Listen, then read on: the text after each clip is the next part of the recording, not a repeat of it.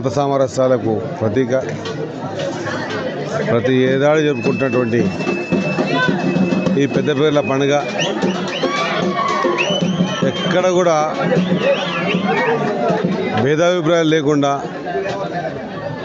Hindu Muslims అందరూ కూడా ఓ పండుగ వాతావరణంలో జరుగుతున్నటువంటి ఈ కార్యక్రమం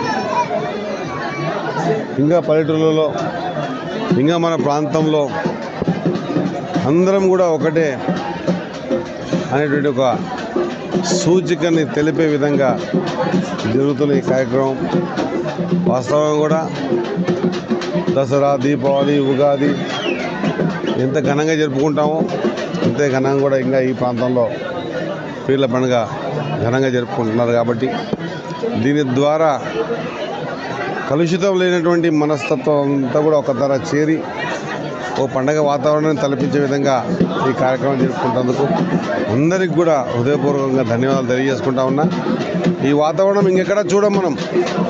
మన దేశంలో, మన రాష్ట్రంలో, మన ప్రాంతంలోనే ఎక్కువ ఈ ప్రతీక ఈ కార్యక్రమాన్ని ఘనంగా జరుపుకుంటున్నటువంటి మా సోదరులందరికీ కూడా హృదయపూర్వకంగా నా కృతజ్ఞతలు, ధన్యవాదాలు తెలియజేస్తాను. పెద్దపీర్ల పండుగకు హసీన్ హుసేన్ ఏదైతే ప్రతిష్టాత్మకంగా ఉందో ఇది అమర్చింతలో ఒక ఊరికే కాదు, చుట్టుపక్కల ఉన్నటువంటి అనేక మండలాలను కూడా పెద్ద ఎత్తున ఇక్కడ చేస్తారు.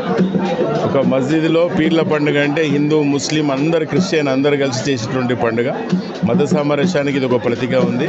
తప్పకుండా ఈ యొక్క మక్తాల్ నియోజకవర్గంలో వీరి ఆశీర్వాదం పోయిన సంవత్సరం కూడా మొక్కడం జరిగింది. ఖచ్చితంగా శ్రీహరన్న ఎమ్మెల్యే కావాలని మొక్కినాం. ఆ మొక్కు తీర్చుకోవడానికి ఇక్కడికి రావడం జరిగింది. ఇప్పుడు కూడా దేవుడిని మొక్కుకున్నాం. ఖచ్చితంగా మక్తాల్ నియోజకవర్గం నుండి వాకిడి శ్రీహరన్న మంత్రి పదవి వస్తుంది. మంత్రితో వచ్చే సంవత్సరం కూడా ఇక్కడికి దర్శనానికి వస్తామని చెప్పి వారిని కోరుకోవడం జరిగింది. అసలైన తొలి వెలుగు.